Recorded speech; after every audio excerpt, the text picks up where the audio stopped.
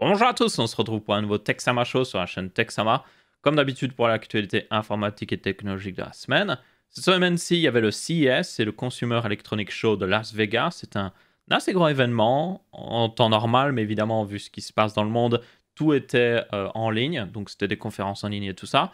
Ça ne change rien au fait qu'il y a eu beaucoup d'annonces. Donc cette vidéo est vraiment, enfin ce Texama Show ici est dédié au CES. C'est un petit résumé. Donc on va commencer aujourd'hui plus par des actualités informatiques ainsi que mobile, TV, tout ça. Et puis la semaine prochaine, on verra les trucs que j'ai un petit peu manqué parce que genre il y a déjà énormément de news là. Vous avez une table des matières dans la description ainsi que sur la barre de lecture et vous allez voir qu'il y a pas mal de trucs. Donc je me suis concentré sur les grosses news ici. Mais la semaine prochaine, vous aurez des trucs un petit peu genre qu'est-ce que c'est que ça? Parce qu'il y a beaucoup de trucs what the fuck des fois qui sont annoncés à ce genre de conférence. Enfin bref.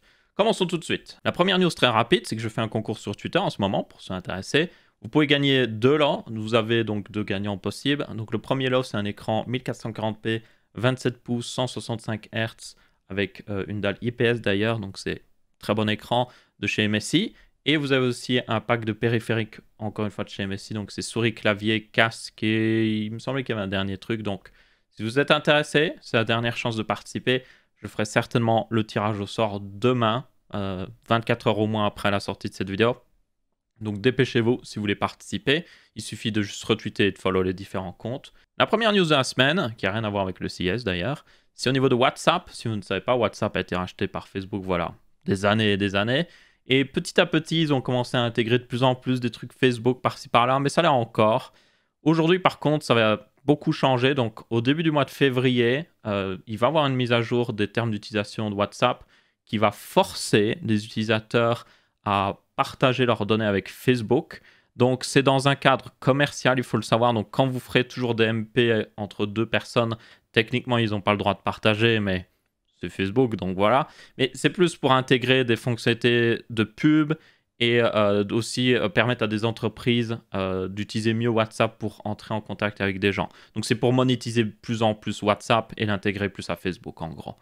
Du coup, vous pourriez avoir peur de ça. Alors, on a de la chance en Europe avec le GDPR. Donc je vous rappelle, c'est une loi qui a été passée pour protéger les données des gens. Donc c'est à cause de cette loi notamment quand vous allez sur un site, ils vous demandent toujours hey, veux-tu accepter les cookies? Mais genre vraiment de manière beaucoup plus agressive depuis que ça a été voté, vu qu'ils sont vraiment obligés maintenant. Et vous pouvez même refuser d'avoir la plupart des cookies activés sur un site grâce à ça. Et bien grâce à cette loi, par défaut, Facebook n'a pas le droit de forcer tous les Européens, enfin moins l'Angleterre maintenant vu qu'ils ont quitté l'Europe. Donc tous ceux qui font partie de l'Union européenne ne peuvent pas être forcés à accepter ces nouveaux termes d'utilisation. Toutefois, ils vous seront quand même proposés. Donc si vous les acceptez, faites attention que vous allez littéralement accepter de partager vos données. Donc vous pouvez normalement ne pas accepter ça. Autre truc, évidemment, avec tout ça, c'est que tous ceux dans le reste du monde, évidemment, n'étaient pas très contents parce qu'eux, ils vont être forcés. Et d'ailleurs, Facebook l'a indiqué, si vous n'acceptez pas ces termes, vous perdez votre compte et puis c'est fini. Et donc, il y a plein de gens qui ont commencé à tout simplement désinstaller WhatsApp et utiliser d'autres applications. Celle que je vous recommande, si vous voulez passer, je pense que c'est le bon moment, franchement, de passer. Personnellement, j'utilise seulement WhatsApp parce que d'autres personnes utilisent WhatsApp. Genre, j'ai pas envie d'utiliser WhatsApp personnellement, c'est juste que tout le monde est dessus, donc j'ai pas de choix en fait. Mais maintenant, comme tout le monde est en train de switcher, c'est le bon moment. Donc il y a beaucoup de gens qui vont sur Signal, c'est certainement la meilleure alternative. Elle est recommandée par l'Union européenne même. Et l'avantage de Signal, c'est que c'est open source. Donc genre on sait ce qu'il y a dans l'application et elle est plutôt bien foutue même de manière générale. Vous avez aussi des gens qui vont vers Telegram. Je ne recommande pas forcément Telegram. Les origines de Telegram, c'est une application qui est russe à la base. Donc voilà, je pense que j'ai pas besoin d'en dire plus. Donc ouais, installer Signal, c'est certainement, franchement, la meilleure alternative. Ça fonctionne même, selon moi, mieux que WhatsApp, parce que WhatsApp avait quand même pas mal de défauts.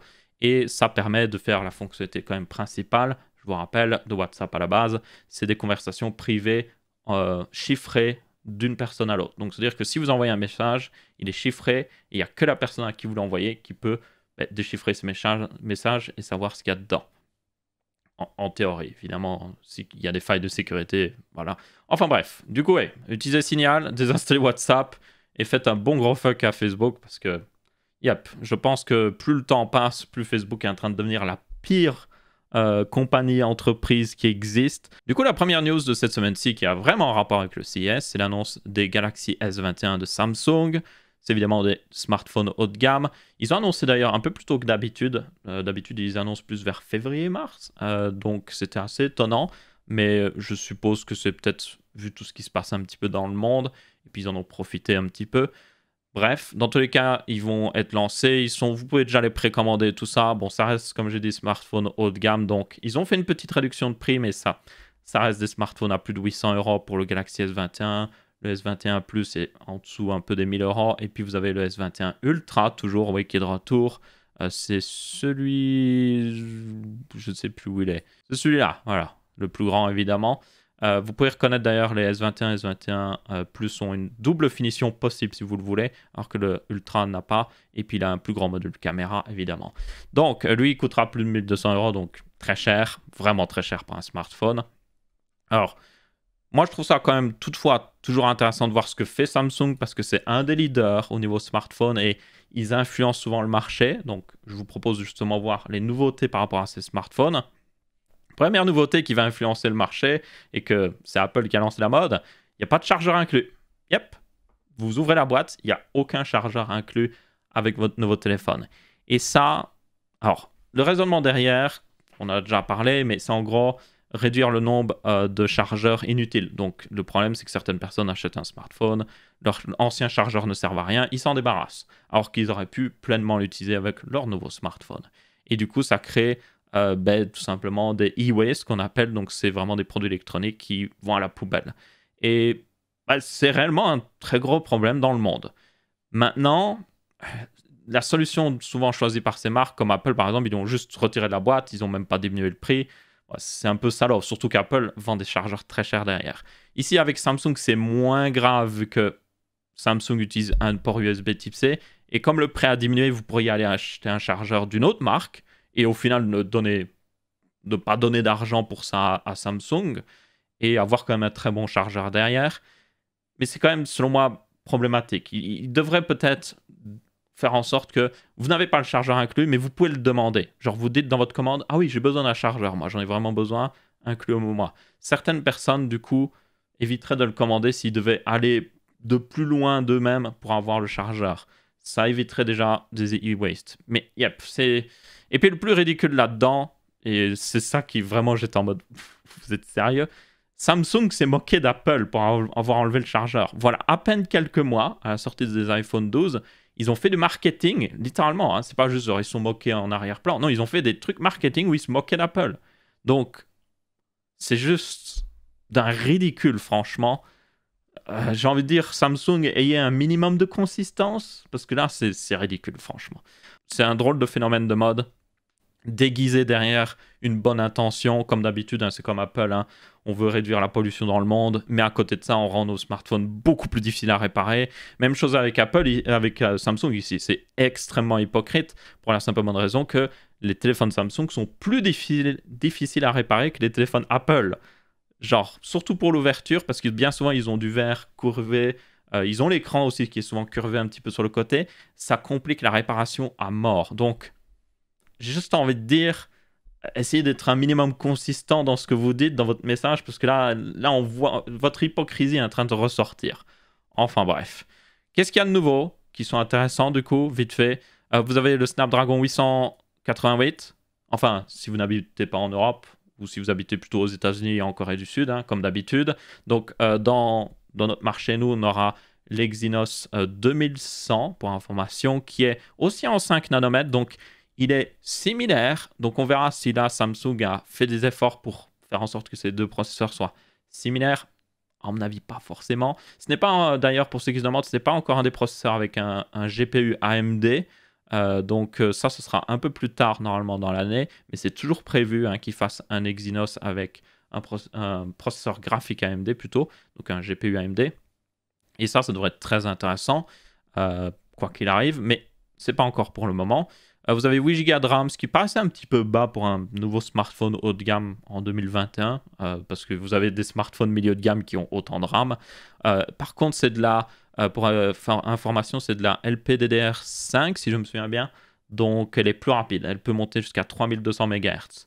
Donc oui, d'ailleurs, pour ceux qui se demandent la relation entre RAM PC fixe, comme celui-là, ou RAM téléphone portable, c'est pas en rapport, c'est pas les mêmes vitesses. Vous pourriez vous dire, ah, mais nous on a la DDR4 dans les PC, mais alors les téléphones ont de la meilleure RAM vu que c'est de la DDR5? Non, pas forcément. Surtout ici qu'elle fonctionne, comme je dis, à 3200 MHz. Vous avez de la RAM en DDR4 qui fonctionne bien plus haut que 3200 MHz sur PC. Donc juste pour faire le petit parallèle ici. Du stockage, encore, c'est de l'UFS, je ne sais plus combien, c'est basiquement maintenant pratiquement des SSD NVMe, enfin c'est même des SSD NVMe dans les téléphones, ce qui est plutôt une bonne chose, ça les rend très rapides comme ça. On a le Wi-Fi 6 pour information, la 5G directement intégrée, et puis sinon au niveau des specs réellement intéressantes qui sont nouveaux, parce que oui, il y a une grosse batterie, vous avez évidemment des modules caméra qui devraient être très intéressants, notamment le Ultra. Bon, il est hyper cher, mais il a un truc intéressant au niveau setup, c'est qu'il a un 10 mégapixels x3, donc zoomé, et puis il a un 10 mégapixels x10. Donc là, il y a 2 téléphotos intégrés, et ça, je trouve ça assez intéressant. Beaucoup plus intéressant, par exemple, que mettre un capteur macro, parce que ça sert vraiment la plupart du temps à rien. Surtout que vous pouvez utiliser le capteur principal comme pratiquement capteur macro, donc yep. Il y avait aussi une caméra selfie de 40 mégapixels pour ceux qui sont en mode « Hey, je veux prendre des selfies où les gens peuvent littéralement zoomer sur mon œil et voir mon âme. » Bah, vous pouvez le faire. Non, du coup, tout ça, c'est assez classique quand même, quoi qu'il arrive. La dernière fonctionnalité vraiment intéressante, enfin 2 trucs selon moi que je trouvais intéressants, pas forcément pour des bonnes raisons. Déjà, c'est qu'il y a toujours la caméra genre dans l'écran avec un trou dans l'écran. Donc ça, Samsung n'a pas arrivé avec une nouvelle technologie pour éviter ça. Donc visiblement, 2021 ne sera pas encore tout à fait l'année où la plupart des téléphones haut de gamme auront vraiment un écran ininterrompu. Donc ça, c'est un petit peu dommage. Et le deuxième truc, c'est qu'il y a un nouveau capteur d'empreinte sous l'écran. Alors tous les capteurs de Samsung, c'est des capteurs optiques par information. Non, ultrasonique plutôt. Les autres téléphones utilisent justement de l'optique. Donc, c'est-à-dire que ça prend une photo de votre pouce. Ici, Samsung, ça envoie une onde. Et selon l'onde que ça réfléchit de votre pouce sur le capteur, ça permet de déverrouiller le téléphone. Ça rajoute beaucoup de complexité. Enfin, le problème avec ça, c'est que vous ne pouvez pas utiliser de protection d'écran sur les téléphones Samsung. Pas une protection en verre, en tout cas, ce qui est très embêtant. Et aussi, un autre truc embêtant, c'est qu'il était assez petit jusqu'à maintenant. Maintenant, il est plus grand. Donc, ça peut être bien. Mais ouais, c'était l'autre truc notable que j'avais vraiment à parler. Ah, il y a aussi le design qui est notable éventuellement pour certains. Moi, ce que je préfère le plus avec ce design, c'est la finition mat. Vous pouvez voir, tout est en finition mat maintenant. Donc, beaucoup moins de reflets, beaucoup moins de traces d'empreintes de doigts et tout ça. C'est une bonne chose. Mais, yep, c'est à peu près tout sur ces Galaxy S21. Ils sont relativement chers, même avec la baisse de prix. Et ça reste une petite upgrade, selon moi, normale, on va dire. Il n'y a pas de truc qui casse par rapport à l'année dernière. C'est vraiment... Voilà, c'est une petite upgrade. On a changé les specs vite fait par-ci par-là. On a amélioré un petit peu les choses. Voilà, il n'y a pas beaucoup de risques, on va dire. Ensuite, on a une news un peu inquiétante qui vient des États-Unis, selon moi.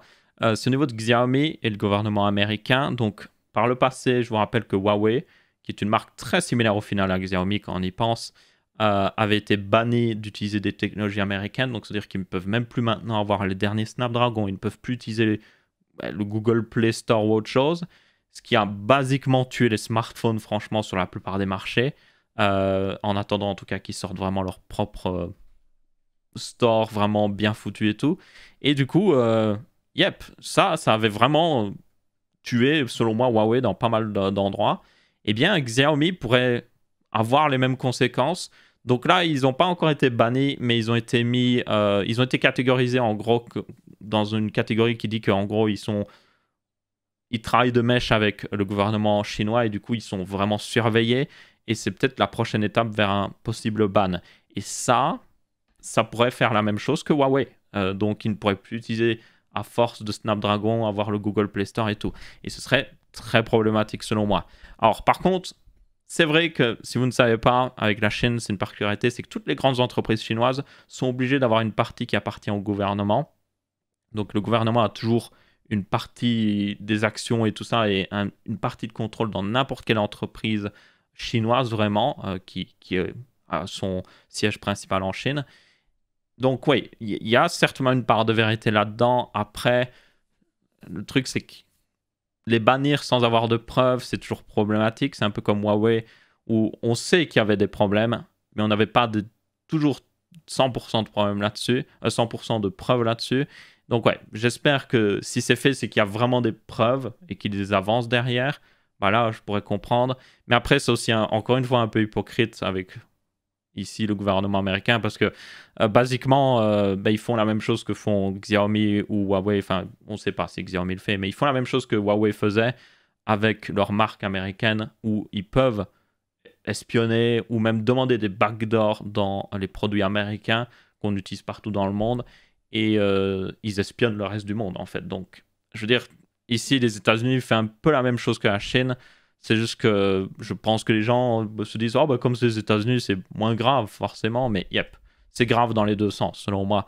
Donc, c'est un peu hypocrite encore une fois et j'ai vraiment l'impression que c'est plus pour contrecarrer les plans des marques chinoises qui montent vraiment en puissance. Hein. Huawei, avant de se faire bannir, ils étaient passés deuxième vendeur au monde de smartphones. Donc c'est pour vous dire à quel point ils avaient grimpé à mort et maintenant ça leur coupe l'herbe sous le pied. Et là j'ai l'impression que ça va aussi bien mener vers une autre coupe d'herbe sous le pied. Après évidemment, le président des États-Unis va changer dans pas trop longtemps, donc peut-être que ça va changer pas mal de choses à ce niveau-là. Donc on verra bien. Mais une chose est sûre, ça me fait un petit peu peur parce que j'aime assez bien les téléphones de chez Xiaomi, donc ça me ferait chier que je puisse pas utiliser le Google Play Store dessus, par exemple.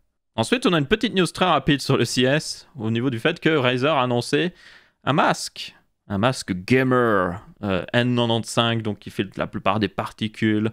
Et comme vous pouvez voir, il a une petite vitre et tout pour voir la bouche. Donc ça, c'est 2 filtres de chaque côté, avec évidemment des lampes RGB parce que c'est Razer. Et yep, j'ai envie de dire, pourquoi pas. Il y a aussi une boîte pour le ranger avec des lumières UV pour désinfecter, évidemment. Ça semble logique. Pour information, il faut voir s'ils l'ont bien designé parce que les lampes UV, il faut qu'elles agissent pendant un certain temps. C'est pas juste genre vous passez la lampe et vite fait et puis hop, c'est désinfecté. Non, il faut qu'elle reste un certain temps. Et puis aussi l'intérieur du filtre ne peut pas être désinfecté vu que la lumière ne rentre pas forcément. Donc ça, il faudra voir. Un autre truc qu'il faudra voir aussi, c'est que ce genre de masque doit être très bien designé. L'armée et tout ça utilise des masques similaires, mais il y a énormément de choses qui vont derrière designer un masque pareil, vraiment un masque réutilisable à 100% et genre assez intelligent au final parce que ça permet, comme vous pouvez voir, de voir la bouche par exemple et tout et de changer facilement les filtres. Il y a beaucoup qui va derrière le design, notamment qu'est-ce qui se passe quand vous expirez, comment est géré le flux d'air. Il y a aussi des problèmes des fois où il faut avoir des sécurités en place. Enfin, c'est extrêmement complexe. Donc j'espère qu'ils ont bien fait leur devoir. Mais en attendant, ouais, c'est... Je pense que beaucoup de gens regardaient ça en mode ok. Personnellement, je suis pas contre l'idée hein, d'avoir des très bons masques très bien designés. Avoir un seul masque que tu peux garder très longtemps, c'est voilà, c'est certainement une meilleure chose. Mais yep, c'est un peu étrange quand même. Ensuite, on a eu des news au niveau de LG qui a fait pas mal d'annonces. Notamment, une de ces annonces au niveau d'un téléphone pliable, ou plutôt pliable en roulant ce téléphone. Donc, notamment, vous pouvez voir une personne qui tient ce téléphone-là et il peut changer de format et devenir comme un téléphone normal. Voilà le mécanisme en action. Donc ça, la ligne bleue que vous voyez, c'est censé représenter l'écran. Et donc ouais, c'est un téléphone dépliable, on peut dire. Donc c'est différent de ce qu'a fait évidemment Samsung, vu que Samsung c'est plus genre vous le dépliez par vous-même. Ici, il y a un petit moteur qui le déplie pour vous. À voir évidemment au niveau de la durabilité, à voir aussi quel genre de protection il y a sur l'écran. Est-ce que c'est du full plastique ou est-ce que c'est comme Samsung où c'est un écran en verre en partie et puis il y a un film en plastique par-dessus. C'est pas trop. 2021 sera certainement une année intéressante au niveau des téléphones pliables et tout ça en tout genre. Mais il faudra voir si une marque arrive déjà à faire un téléphone intéressant et surtout abordable. Parce que jusqu'à maintenant, je veux dire, ça reste une technologie très niche et les gens qui en achètent ce genre de smartphone payent clairement le prix de l'innovation. Et aussi, ils le payent pas juste en argent, ils le payent aussi en tous les problèmes qu'il y a derrière. Donc, on verra bien. Une chose est sûre, je trouve ça intéressant. Je pense que c'est clairement le futur, ce genre de smartphone. C'est juste qu'ils font encore pas mal d'améliorations. Notamment, juste, il faut que l'écran soit genre aussi résistant qu'un écran en verre normal, que je puisse pas le griffer avec mes ongles, parce que là, ça peut arriver tellement vite, quoi. Ouais, il faut vraiment qu'il y ait une meilleure résistance. Tout en restant chez LG, notre news, ils ont annoncé des nouvelles TV OLED. J'en parle parce que c'est assez intéressant, parce que selon moi, LG domine quand même assez bien le marché des TV, même par rapport à Samsung et tout ça. C'est assez étonnant. Genre, je dirais que Samsung fait les meilleurs écrans pour téléphone, mais à côté de ça, LG fait certainement les meilleurs écrans pour TV, et même les meilleurs écrans pour l'écran que vous avez peut-être devant vous pour votre PC, parce qu'ils font aussi des dalles qui sont utilisées par Asus, MSI, tout ça. Hein. Donc, ils construisent énormément d'écrans pour beaucoup de gens. Et je pense qu'ils gèrent assez bien pour les TV. Leurs TV OLED sont parmi les plus populaires. Vous avez notamment les CX. La CX48 a été très populaire justement parce que c'est une TV OLED de 48 pouces. Donc, beaucoup de gens l'utilisaient limite comme écran d'ordinateur, c'est pour dire. Mais yep. Du coup, qu'est-ce qu'ils ont annoncé vite fait? Ils ont annoncé une nouvelle génération d'OLED. Genre, vraiment, ils ont dit, OK, là, c'est la seconde gène, vraiment. Donc, le OLED, pour information, ils en ont sorti là une petite dizaine d'années. Donc là, ils disent vraiment maintenant, OK, on passe à la deuxième génération. À voir si c'est plus de marketing qu'autre chose. Mais normalement, ça veut dire qu'ils ont fait pas mal d'améliorations sur la technologie, notamment moins de problèmes de burn-in peut-être, meilleure durée de vie, meilleure performance de manière générale. On verra bien. Un autre truc par contre assez intéressant, et est-ce que je l'avais inclus dans cette news-là? Je ne suis pas sûr. Est-ce que c'est... Non, c'est pas dans la news d'après. Non, je ne l'ai pas forcément dans cette news. Ils ont aussi annoncé un écran OLED d'ordinateur. Et ça, c'est assez important à le noter parce que jusqu'à maintenant, il y a eu quelques écrans d'OLED pour ordinateur. C'est surtout des ordinateurs portables qui avaient des écrans OLED, mais c'était très niche. Et du coup, là, c'est la première fois vraiment qu'il y a une marque, une grosse marque, qui sont en mode, OK, on fait un écran OLED pour ordinateur, pour tout le monde, pour les professionnels et tout ça. Donc, ce sera intéressant de voir. Un autre truc très intéressant qu'ils ont annoncé, c'est toujours avec le OLED, c'est qu'ils ont annoncé le fait qu'il y aurait des TV OLED de 42 pouces. Donc, beaucoup plus petites encore que la 48 pouces. Alors, vous allez me dire, oui, OK, quel est l'intérêt? Je veux dire, normalement, on veut une TV de plus en plus grande. Ben, déjà, tout le monde n'a pas besoin d'une TV de plus en plus grande. 42 pouces, c'est une taille qui reste très respectable. Et surtout, 42 pouces, c'est utilisable comme écran d'ordinateur. Donc, certaines personnes le regardent, dont moi, en mode « Hey, ça pourrait être un très bon écran d'ordinateur. » Surtout que le truc le plus ridicule là-dedans, franchement, c'est que vous regardez toutes les annonces d'écran d'ordinateur, vous avez Asus qui est en mode « Oui, on a lancé le nouveau PG26 QQ White Edition HD Premium », avec un nom toujours à rallonge, évidemment. Il coûte 3000 €, il a le HDR et tout le tralala, il va jusqu'à 120 Hz en 4K.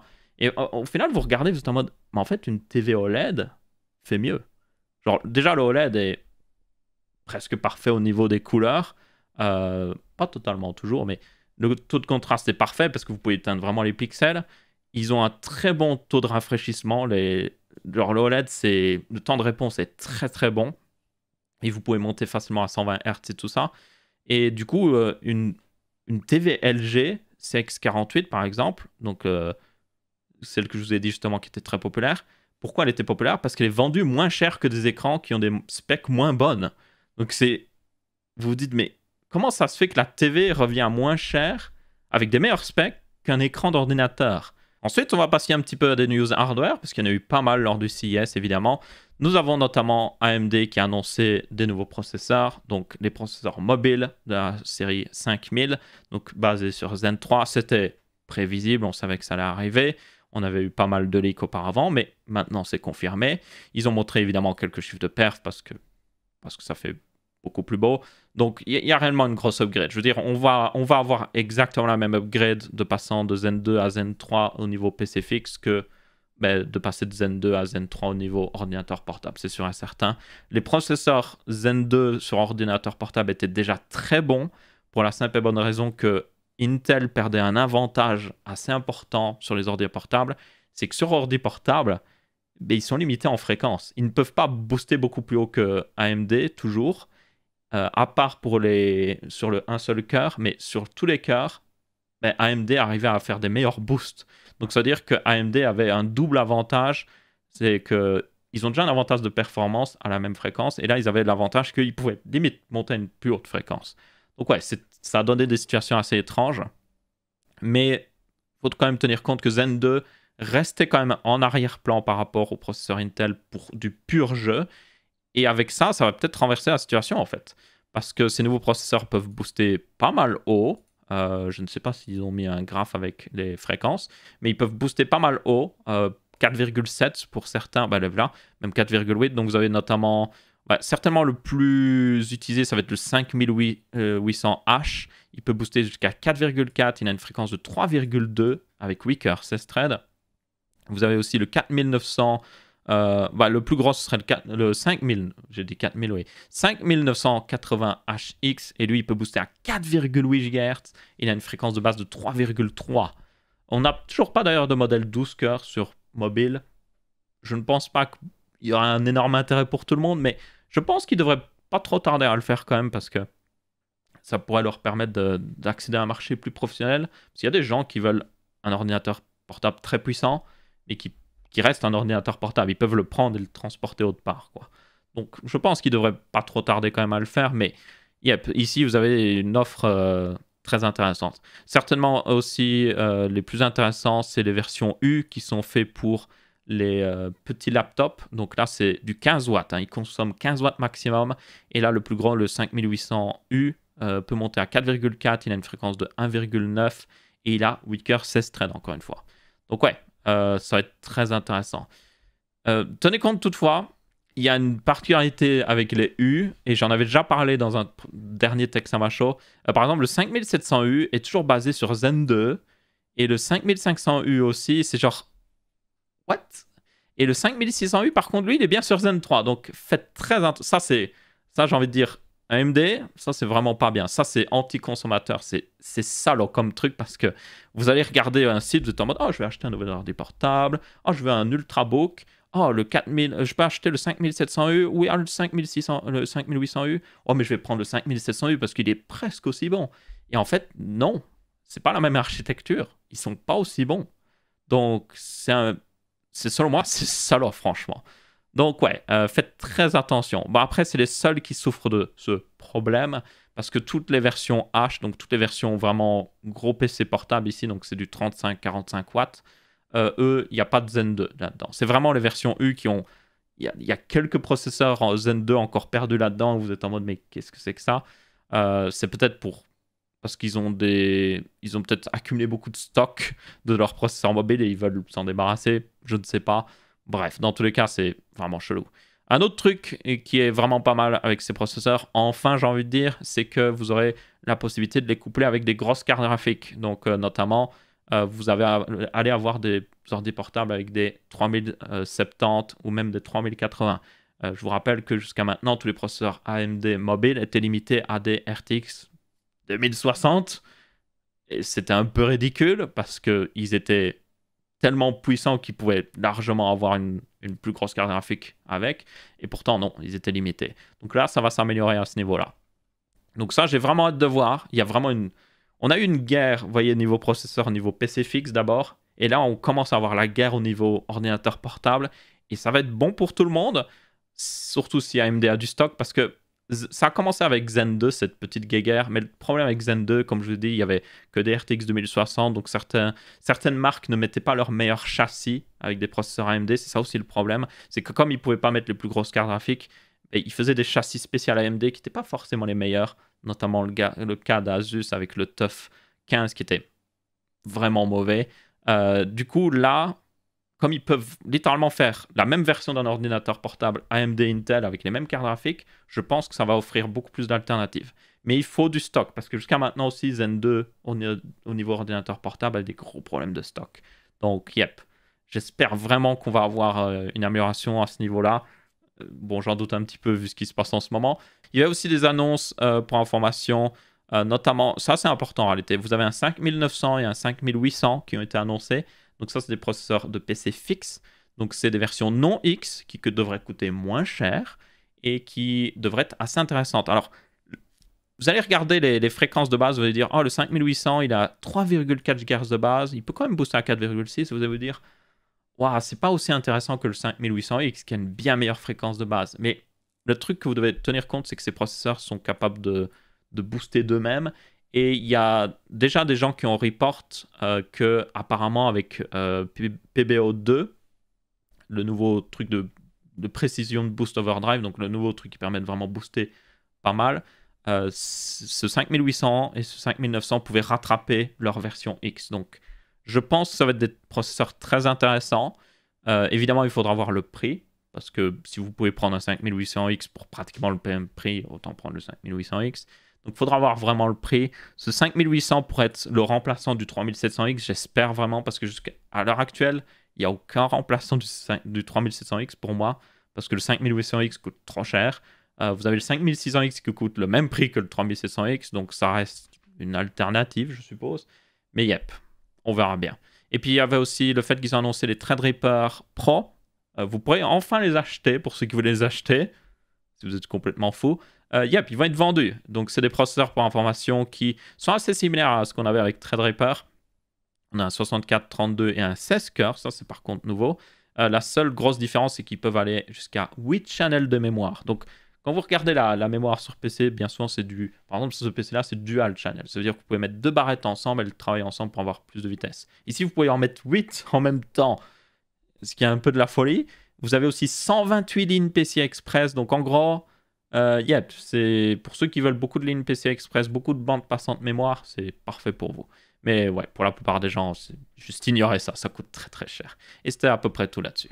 Ensuite, une petite news rapide au niveau Lenovo, qui est en rapport avec la news d'avant. Donc ils ont annoncé évidemment des nouveaux ordinateurs portables. Je parle ici de Lenovo parce que d'autres marques ont annoncé des ordinateurs portables, mais Lenovo selon moi est assez intéressant que pour le point qu'ils ont la gamme Légion, qui est très intéressante toujours au niveau prix. Je n'ai pas encore eu l'occasion d'en tester un malheureusement, mais j'ai déjà pu voir pas mal de tests, en recommander à pas mal de gens en réalité. Ils sont vraiment très bons pour le prix, très bonne perf, très bon, assez bien refroidi et tout, très bon châssis aussi derrière. Et le truc notable ici, c'est qu'évidemment, ils ont une version AMD, leur ordinateur portable, tout comme Intel. Et du coup, cette version AMD, maintenant, va enfin profiter de nouvelles RTX 3070 et tout le tralala. Donc, yep, il y a maintenant la possibilité d'avoir un processeur AMD avec une très grosse carte graphique et dans un châssis, comme j'ai dit, qui est pas trop mal, qui reste honnête niveau prix et tout, surtout ce que vous avez dedans, surtout pour un ordinateur portable. Mais yep, il devrait être très intéressant. Il faudrait que j'essaie de dégoter, je sais pas si Lenovo, hein, j'essaye des fois avec certaines marques, c'est compliqué de dégoter un point de contact pour avoir juste un exemplaire de test, juste avoir un truc qui me prête pendant une semaine que je peux vraiment le tester. C'est compliqué des fois, donc j'aimerais vraiment pouvoir les tester parce que je sais qu'ils seront certainement bons s'ils continuent dans la même lignée. Mais yep, il faut que j'arrive à mettre les mains dessus. En parlant de mettre les mains dessus, RTX 3060 a été annoncé par Nvidia. C'est une carte qui ne sort pas aujourd'hui. Vous ne pouvez pas l'acheter même dans une semaine ou autre chose. C'est une carte qui va sortir fin février. Donc oui, elle a été annoncée vachement à l'avance. C'est une carte assez étrange. Donc selon les leaks, je vous rappelle, on avait vu que c'était une carte qui allait avoir 12 Go de RAM. Et ça s'est confirmé. C'est la 3060 à 12 Go de GDDR6. C'est 4 Go en plus qu'une 3060 Ti. C'est 4 Go en plus qu'une 3070. Et c'est 2 Go en plus qu'une 3080. Et là, vous êtes en mode... What? Je ne comprends pas. Personnellement, je ne comprends pas trop. La seule raison que je peux peut-être comprendre, c'est que Nvidia prévoit de refresh les gros modèles prochainement pour contrecarrer un peu AMD. Donc peut-être faire une 3000, comme on l'avait indiqué, donc une 3080 Ti par exemple. Et que du coup, ils vont augmenter la mémoire sur les gros modèles à ce moment-là. Et que, vu qu'ils ont prévu ça, ils augmentent déjà la RAM sur cette 3060 parce que peut-être que AMD va sortir une RX 6700 avec 12 Go de RAM ou autre chose et qu'ils veulent avoir la même chose pour pas que les gens se disent « Oh, il y a plus de RAM chez AMD, donc on va aller chez AMD ». À mon avis, ça doit venir de là, je suis pratiquement sûr. Par contre, ça pose selon moi des problèmes. Bon, c'est pas un problème d'avoir plus de RAM, c'est une bonne chose toujours, mais ça pose un problème que la GDDR6 en ce moment, il y a des problèmes de stock. Donc, yep, pas sûr que ça... Voilà, ça sort fin février, donc il semble laisser vraiment du temps ici, même par rapport à l'annonce et tout ça, pour faire du stock. Donc j'espère qu'ils auront un minimum de stock. Mais ouais, je sais pas. Moi, je pense que vu ce qui se passe encore à l'heure actuelle, il y a vraiment encore des gros problèmes d'acheminement parce qu'il y a il y a énormément de gens qui commandent des trucs en Chine. Il y a énormément de choses qui viennent de Chine. Et du coup, par exemple, le prix des conteneurs, ça c'est une petite news en rapport vite fait que je vous dis, le prix des conteneurs, genre un conteneur que vous mettez sur les bateaux à conteneurs, ont augmenté. Donc ils sont passés de 3 000 à 11 000 dollars pour information. Alors, cette augmentation n'est pas énorme en réalité pour des cartes graphiques parce que vous pouvez mettre beaucoup de cartes graphiques dans un seul conteneur. Donc j'avais fait un petit calcul vite fait et honnêtement, c'est genre le prix d'un conteneur, si vous le remplissez vraiment à fond de cartes graphiques, ce que vous devriez normalement faire si vous voulez en avoir le plus pour votre argent, vous n'allez pas envoyer un conteneur vide, ça revenait à genre 1 euro, enfin 1 dollar pour une carte graphique, genre une 3070. Donc c'est pas énorme. Et du coup, avec une augmentation de x3, ça mettrait à 3 dollars. Donc c'est-à-dire que, oui, au lieu de coûter par exemple votre carte graphique 500 euros, elle coûterait 502 euros en gros, vraiment. Mais ça va plus loin que ça. Il y a apparemment pas mal de problèmes aussi pour avoir certaines pièces qui rentrent dans la composition des cartes graphiques, notamment les étages d'alimentation, la GDDR6, ce genre de choses. Et donc oui, ça pourrait mener à une augmentation des prix des cartes graphiques et encore des problèmes de stock. Donc en gros, c'est la merde. Voilà, c'est ce que vous devez retenir. Donc je suis sûr que cette carte sera intéressante. Ils ont indiqué d'ailleurs qu'elle, encore une fois, avec les trucs... bon, prenez avec des pincettes, ça, comme d'habitude, hein, où ils disent ouais, elle est autant puissante, plus puissante que ça, et voilà, et tout ça. Ouais, toujours, moi, je prends toujours avec des pincettes, mais elle devrait être quand même intéressante. Je vois mal Nvidia sortir. Surtout je l'ai souvent dit, mais les 3060, les 2060, 1060 et tout ça, c'est toujours les cartes les plus vendues par Nvidia. Donc, ils veulent qu'elle soit la plus intéressante possible, évidemment. C'est même pour ça, à mon avis, qu'ils ont mis 12 Go de RAM dessus. Donc, ouais. Mais maintenant, il faudra voir si vous pourrez l'acheter, en fait. Et il faudra voir aussi la réponse d'AMD face à ça. Et aussi une autre news en rapport toujours avec Nvidia, le fait que, notamment, ils ont annoncé leur RTX mobile. Vous avez la 3060, 3080 et 3070. Il y a des trucs assez particuliers avec certaines de ces cartes, notamment la 3080 a plus de RAM au niveau mobile que la 3080 PC fixe. Mais aussi, la 3080 PC fixe a plus de coups d'accord que la 3080 mobile, qui aura un peu plus de 6000 coups d'accord. Donc, elle est un peu bizarre. Ça, jusqu'à maintenant, voilà, pour ceux qui ne se souviennent pas, ça date des GeForce 900.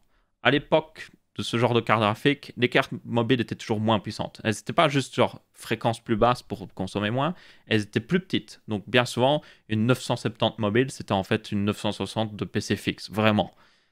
Du coup, avec les séries 1000, Nvidia a évité de faire ça. Justement, ils voulaient vraiment que les versions mobiles soient les mêmes que les versions fixes. Donc, ils avaient le même nombre de coups d'accord, tout ça, même RAM. C'est juste que la fréquence était plus basse, évidemment. Et là, on revient à ça au final. Donc, je suis un peu étonné. Bon, c'est pas si étonnant que ça en réalité, parce que je vous rappelle que la 3080 PC fixe consomme 300 watts. Elle est efficace au niveau énergétique, puisqu'elle donne de performance, mais elle consomme quand même 300 watts. Donc, imaginez prendre ces 300 watts et essayer de le mettre dans un ordinateur portable. Bonne chance. Donc, je suppose qu'ils ont fait ça pour diminuer la consommation, et ça veut dire que ça diminuera forcément la puissance derrière. Donc ouais, c'est un peu dommage, donc tenez-en compte. La 3070 reste à peu près la même par contre, elle, donc ce sera certainement une plus intéressante. De toute façon, les 80, donc les 2080, 3080, tout ça, sont souvent très chers sur ordinateur portable, donc c'est pas toujours les plus intéressantes. Les 3070 et 3060 seront plus intéressantes à coup sûr. Et puis peut-être une 3050, on verra bien. Donc ouais, il y avait déjà ça comme annonce, on verra ce que ça donnera, quoi qu'il arrive, parce que le problème avec les cartes graphiques mobiles, c'est que ça dépend beaucoup d'un ordinateur à l'autre. Il y a des gens qui ont tendance à comparer, se dire, oh, cet ordinateur portable a une 2060, celui-là aussi a une 2060, donc ils sont les mêmes. Et le truc, c'est que non, parce que d'un ordinateur portable à l'autre, il y a des énormes différences. Il y a certains constructeurs qui refroidissent mal leur ordinateur portable et vous n'avez pas toutes les performances. Donc ouais, c'est quelque chose que il faut voir quand elles seront sorties, les tester, voir vraiment ce que ça donne. Parce qu'en attendant, bon, on ne sait pas trop. Un autre truc toutefois assez notable en même temps qu'ils ont annoncé, c'est le fait que vous aurez la technologie Resizable Bar de supporter avec toutes les RTX 3000. Donc toutes les RTX 3000 qui sont déjà sorties, il faudra mettre à jour le BIOS de la carte graphique, oui, comme les 5600 d'AMD à l'époque, pour ceux qui se souviennent, les 5600 XT. Donc ça, ce sera quelque chose pas forcément à la portée de tout le monde. Et pour toutes les RTX mobiles et toutes les nouvelles RTX qui sortiront après, elles le supportent pleinement. Resizable Bar, je vous rappelle, c'est la technologie qu'avait lancé AMD, ou plutôt relancer AMD parce que c'est une technologie qui existait depuis pas mal de temps dans la norme PCI Express et elle permet en gros de mettre des textures et tout ça directement dans la mémoire du GPU sans forcément passer par la mémoire système et du coup c'est plus rapide en gros. Et le truc c'est que ça peut booster les performances pas mal dans certains jeux qui en tirent parti. Donc certains jeux peuvent avoir des boosts de 10% de performance, mais d'autres jeux, c'est genre négatif le gain. Et c'est actuellement seulement disponible pour les processeurs AMD. Certaines cartes mères Intel le supportent, mais c'est pas officiel, on va dire. Mais ça veut dire que si vous avez un processeur AMD, ben, vous pourrez utiliser la même technologie qu'avec les cartes graphiques AMD avec une carte graphique Nvidia, ce qui est plutôt une bonne chose selon moi. Et pour information, normalement, il avait précisé, mais il faudra voir avec des tests, parce que c'est pas encore tout à fait sorti. Faudra voir si Nvidia avait dit qu'il voudrait faire en sorte que la technologie peut s'activer, se désactiver selon les jeux, parce que dans certains jeux, vous avez un gain, mais dans certains jeux, vous avez une perte de performance avec cette technologie d'activer. Donc il faudrait voir si ils vont faire en sorte que ça se désactive automatiquement dans les jeux qui ne le supportent pas très bien. Et ça pourrait être une bonne chose, parce que ça veut dire que vous activez ça, vous avez un gain de performance sans réfléchir, et c'est génial. Mais si par contre c'est genre oui mais vous gagnez mais dans certains jeux vous diminuez, ça va devenir un petit peu genre mais bon dans la plupart des jeux vous gagnez quand même donc ça vaudra la peine de l'activer mais tenez-en compte. Ensuite on a Intel qui a fait une démo donc je vous rappelle que les d'ailleurs cartes mères Z590 ont été vraiment annoncées lors de justement du CES. Il y en a beaucoup de toutes les marques différentes, il y en a des plutôt classe d'ailleurs. Dans tous les cas, ils ont aussi profité pour démo leur prochain processeur, le 11900K. Tenez compte que les cartes mères vont arriver prochainement, mais que ce processeur n'est pas prévu avant le mois de mars. Donc c'est assez étonnant, mais c'est comme ça. Et du coup, ils ont montré que oui, il est plus performant dans les jeux. Yes, on a repris la couronne des performances dans les jeux vidéo. Ce qui est, encore une fois, selon moi, c'est pas un problème. Enfin, c'est même une bonne chose qui est toujours cette concurrence. C'est ce qu'il nous faut. Mais tenez compte que ils ont fait des sacrifices pour ça, notamment le fait que ce processeur, encore une fois, est redescendu à weaker 16 threads. La plupart des gens, ça leur suffira weaker 16 threads. Mais c'est clairement l'aveu de Intel qui dit « Ok, on ne peut plus les battre au niveau puissance brute CPU, donc on met tout sur les jeux. » Et c'est pas forcément une mauvaise stratégie parce que ça leur donnera toujours une raison d'exister. Ou une raison de vraiment que les gens se disent ok je prends un processeur Intel parce qu'il est réellement meilleur dans les jeux, mais ça montre qu'ils sont dans une situation assez difficile quand même. J'espère réellement qu'ils arriveront à suivre AMD ici et sortir des produits qui font de la concurrence à AMD parce qu'il nous faut les deux marques qui continuent de se donner des coups de poing parce que nous derrière on en profite, ça nous donne des processeurs moins chers, ça nous donne des processeurs plus puissants, c'est tout bénef.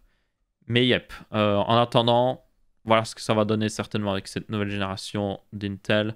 Ils seront plus puissants dans les jeux, mais ce sera un petit peu limité dans certaines tâches plus professionnelles. Et ensuite, justement, j'en avais parlé, vous avez plein d'écrans qui commencent à arriver en HDMI 2.1. Bon, ils sont surtout annoncés, genre ils n'arrivent pas maintenant. Donc notamment, vous avez Asus qui en a annoncé 3. Vous avez un nouveau 27-28 pouces en 4K. Encore une fois, c'est souvent des écrans 4K parce que c'est le 4K qui profite de HDMI 2.1. Donc c'est un 28 pouces, un 32 pouces et un 43 pouces, comme j'avais dit.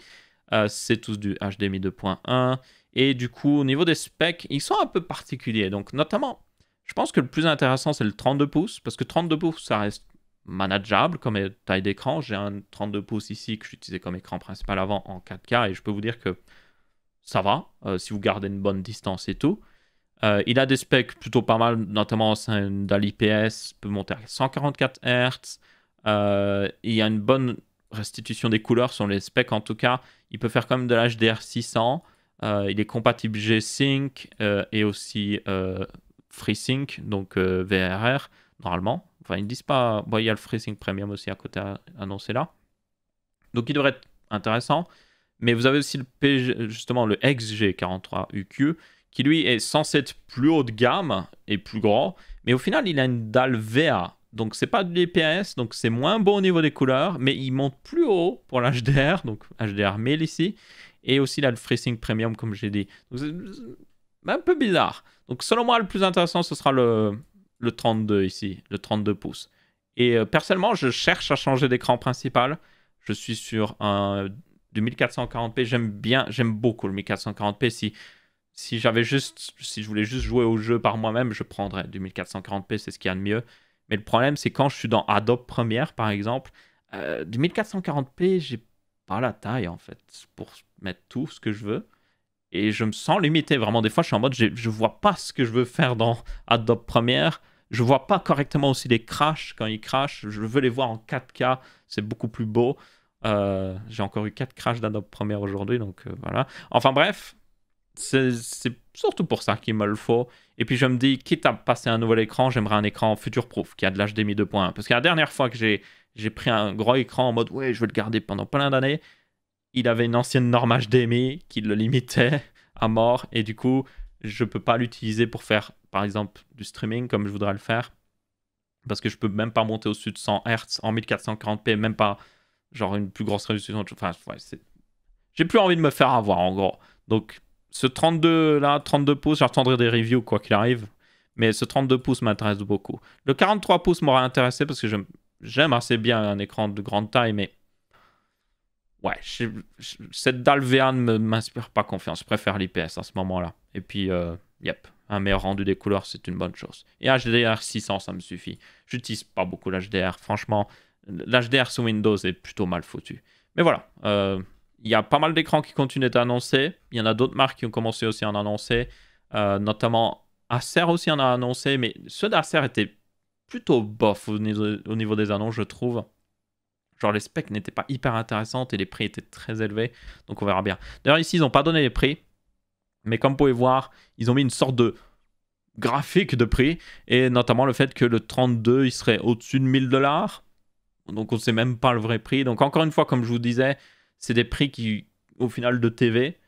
Et les TV sont meilleurs au niveau des specs parce qu'elles ont des écrans LED. Donc c'est assez particulier, hein, cette existence, on va dire. Surtout que les TV ont déjà de l'HDMI 2.1 depuis 2020. Donc ouais.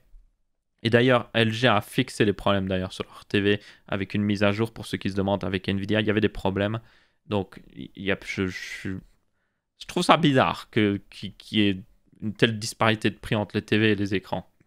Je sais que les écrans ont d'autres fonctionnalités qui sont plus petits, que la miniaturisation en général, ça augmente les coûts. Mais quand même, il y a des trucs chelous. Et donc voilà, c'était à peu près tout pour ce Texama Show spécial CES qui était plutôt long. Désolé d'avance, mais il y avait beaucoup de news à traiter. J'espère que vous avez bien apprécié. Si c'est le cas, vous pouvez laisser un petit pouce bleu. Si vous n'avez pas apprécié, vous pouvez laisser un pouce rouge. On se retrouvera pour un prochain Texama Show. Je vous dis ciao ciao.